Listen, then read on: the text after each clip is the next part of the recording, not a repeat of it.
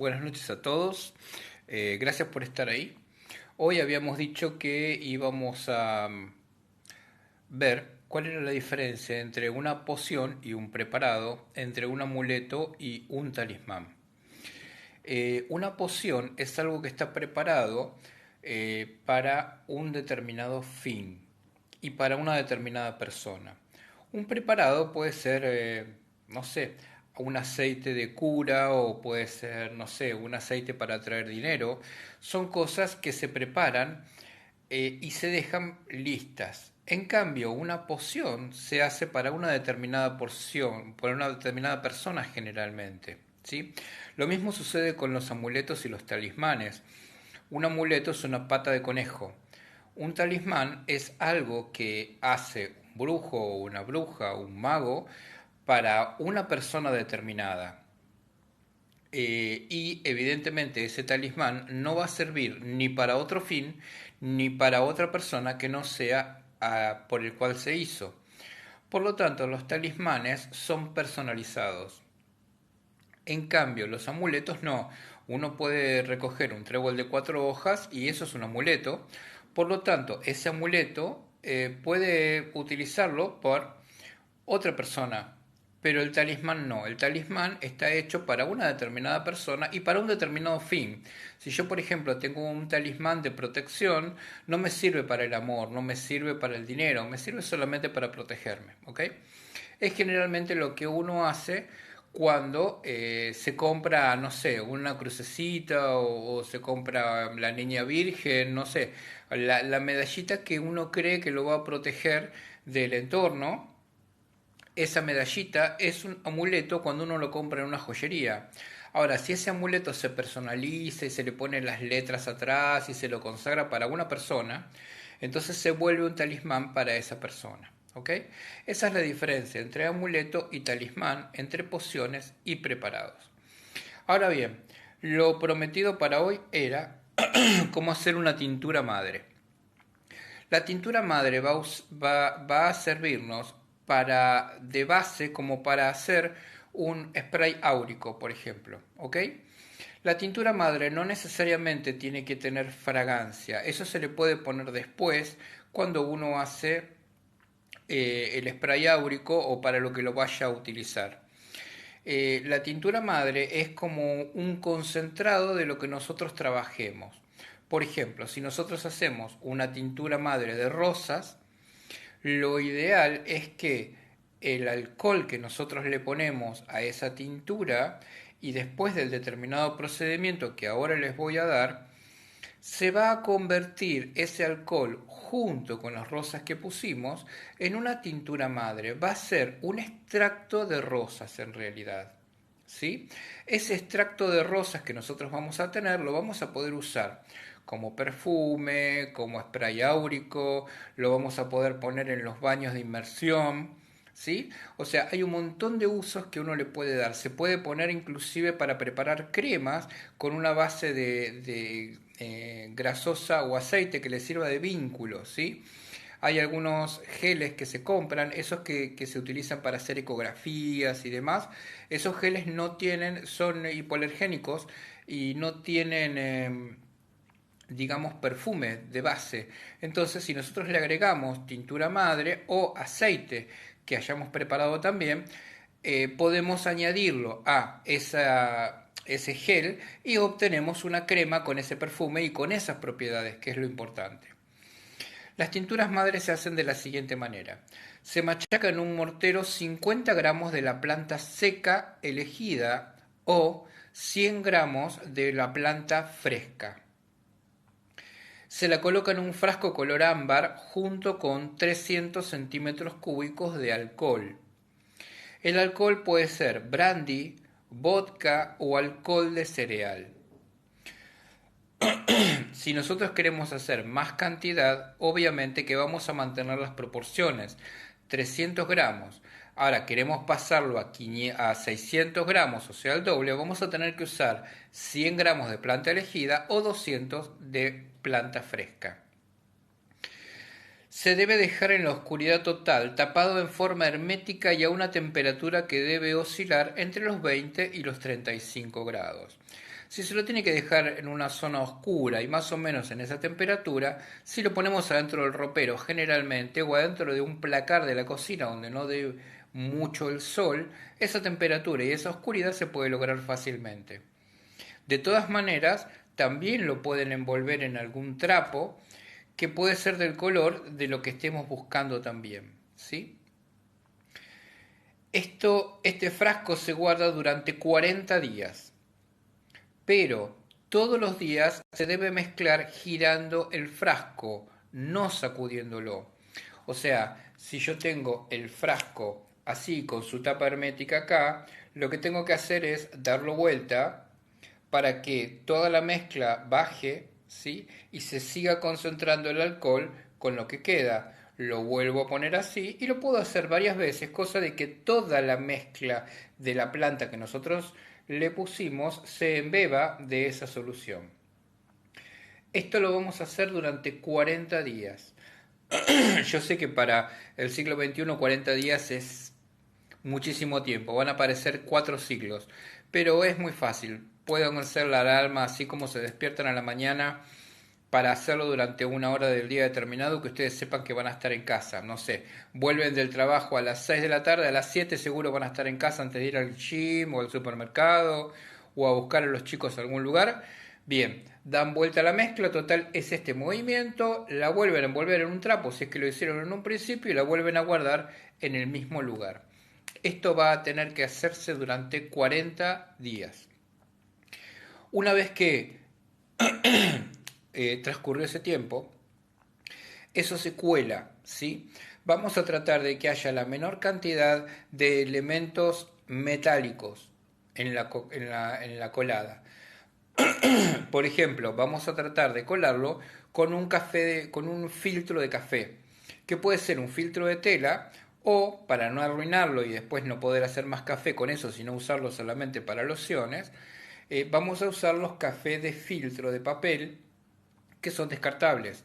Entonces, ponemos el filtro arriba de un recipiente, colamos toda la mezcla y dejamos abajo el alcohol ya embebido después de los 40 días transformado en una tintura madre.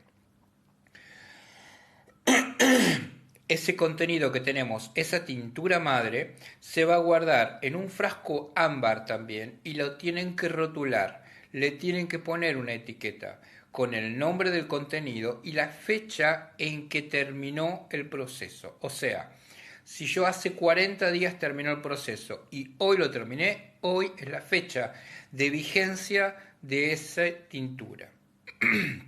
Después vemos cómo lo vamos a diluir y si alguno no copió algo me avisa y yo se lo paso por privado.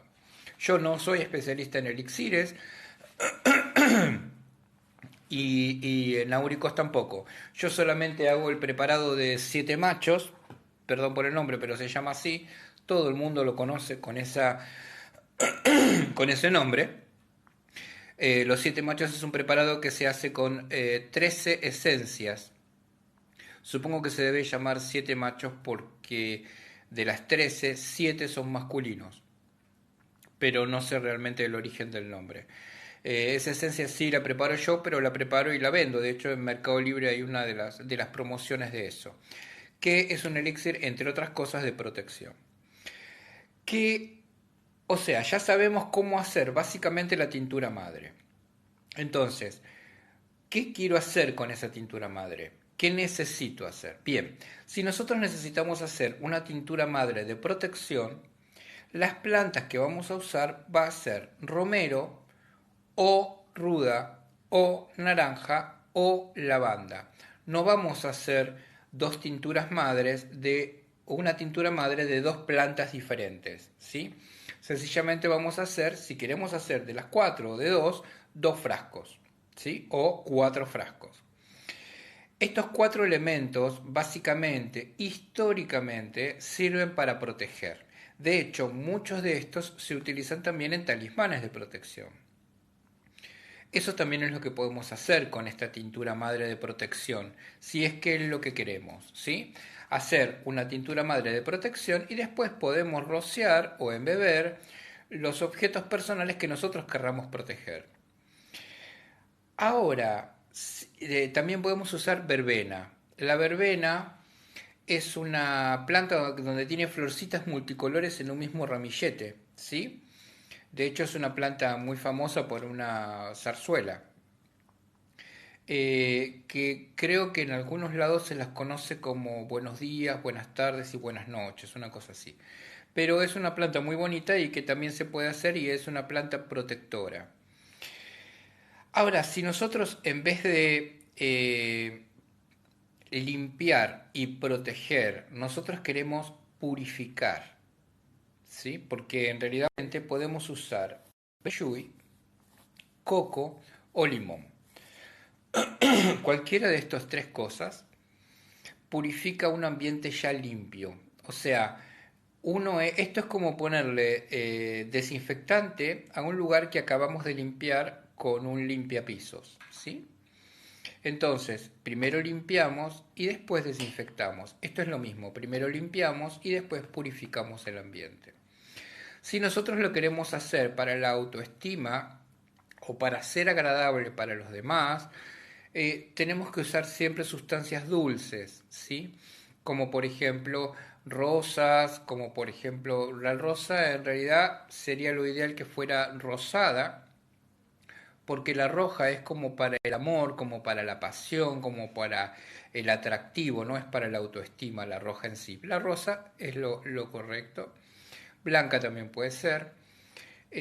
También podemos utilizar canela, podemos utilizar, en este caso no vamos a tomar una planta de canela, sino la canela en rama que venden en cualquier herboristería o supermercado en paquete. Total, nosotros vamos a hacer la destilación en casa.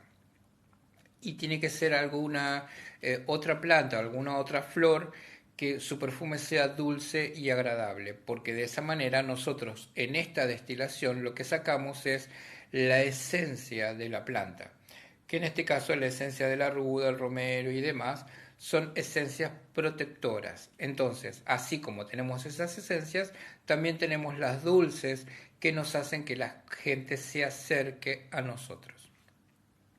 También se puede hacer uno un poco más profundo con otros preparados para que la gente entre al negocio, para que nosotros podamos obtener dinero diario. Pero en realidad yo no soy experto en elixires ni mucho menos. Para eso está la señora Graciela Martínez, Gladys Martínez, perdón, Graciela es su hermana. Gladys Martínez que da clases de elixires y ella lo hace muy bien. Entonces yo no voy a ocupar un lugar que no me parece que sea el mío. Yo más bien estoy con la magia. Bien, ya supimos la diferencia entre una poción y un preparado, entre un amuleto y un talismán. Vamos ahora a prepararnos para el lunes hablar sobre condicionamiento social, sobre proyecciones y vamos a ver lo que es la magia autoimpuesta, ¿sí? La magia autoimpuesta es aquella magia que nosotros mismos nos ponemos por sugestión, ¿sí? Pero eso lo vamos a ver el lunes. Ahora yo lo que les quería mostrar era básicamente cómo funciona una varita mágica, ¿sí? En el siglo XXI. La varita mágica no es ni más ni menos que una posición nuestra fuera de nuestro cuerpo que hace que nosotros proyectemos y direccionemos nuestra energía, nuestra intención, nuestro pensamiento hacia un lugar determinado. Con la varita mágica uno no puede convertir a su suegra en calabaza, ni a su cuñado en sapo, ni a su cuñada en un ofidio, ¿ok? No nos corresponde a nosotros convertir a esas personas. Ya en sus próximas vidas tendrán que responder por lo que hicieron acá. Así que no nos tenemos que preocupar por esas cosas, porque esos también son condicionamientos sociales. Una varita mágica en general tiene tres partes principales del cuerpo. Tiene una piedra que se utiliza redonda para que no vuelva hacia atrás la energía. Tiene un cuerpo principal que generalmente es de madera y depende del tipo de madera es el tipo de brujo. Así como Harry Potter tenía un señor que tenía un negocio que vendía varitas de madera y que tenía varias maderas diferentes para optar, bueno, también se dice que por cada madera que uno adopte, todas tienen que ser maderas sagradas, ¿ok? Pero de esas maderas que uno adopte las tiene que personalizar de acuerdo a la personalidad o al uso que le va a dar. Y luego todas las varitas mágicas en la punta tienen un cuarzo, una punta de cuarzo, se llama así esto, ¿sí? Cuando el cuarzo tiene solamente una punta, ¿sí? Se tiene esto. El cuarzo este va a depender también, el tipo de cuarzo va a depender de acuerdo al uso que le vayamos a dar, ¿sí? En este caso el cuarzo es blanco, por lo tanto nosotros podemos hacer múltiples usos con él. Esto es fantasía, estas son piedritas recortadas y pegadas que simbolizan siete estados, que supuestamente estamos hablando de los 7 chakras. En realidad esto es fantasía. Acá a la varita de madera se le pegan 7 aros diferentes de 7 metales diferentes. Entre esos metales, esos anillos de metal que incluyen en la barra la piedra en forma redonda y la piedra en forma de punta, nosotros tenemos nuestra varita mágica para direccionar nuestra energía, para proyectarla hacia donde nosotros querramos sin convertir a nadie en sapo. Solamente vamos a proyectar la energía para hacer que el otro se sienta confortable, para hacer que el otro pueda recuperar su salud energética y demás. Así que eso es todo por hoy. Les agradezco mucho que nos hayan visto. Ya nos volvimos a pasar de tiempo. Me parece que voy a tener que hacer los micros un poco más largos.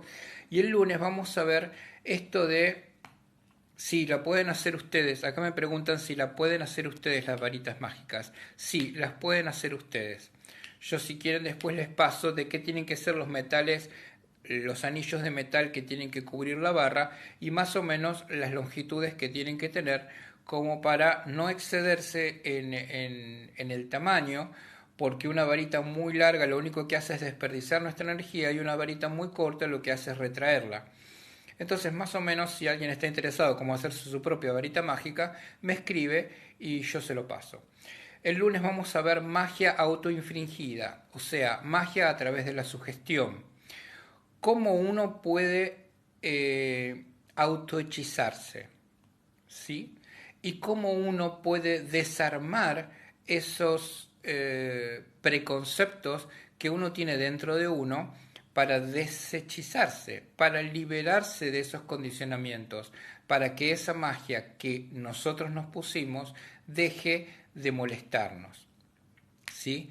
Eso tiene que ver con los procesos y con las proyecciones que hacen nuestras familias en general, que es básicamente donde nacemos todos en un principio. Entonces, eso es lo que vamos a ver el lunes, cómo salir de la magia que nosotros mismos nos ponemos, pero no tiene que ver con algo consciente, ¿sí? Tiene que ver con algo que uno arrastra históricamente y está en el inconsciente metido, pero uno tiene que descubrirlo, qué es lo que quiere para su vida y qué es lo que le parece bien a cada uno, ¿sí? Esto de la magia infringida, uno tiene una visión de uno mismo que es lo que le vinieron diciendo siempre que uno es, ¿sí?